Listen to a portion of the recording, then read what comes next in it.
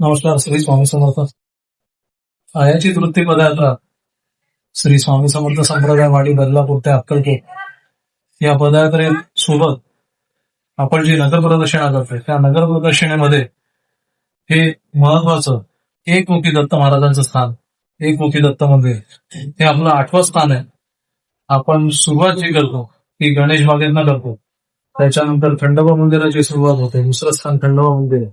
असं करत करत आपण हे 8व्या स्थानी एकमुखी दत्त मंदिर या ठिकाणी आपले सद्गुरू ब्रह्मावत सुमंत आश्रमजी महाराज यांनी दिलेल्या या गुरुमार्गावरती आपण ही नगर प्रदक्षिणा करत असतो.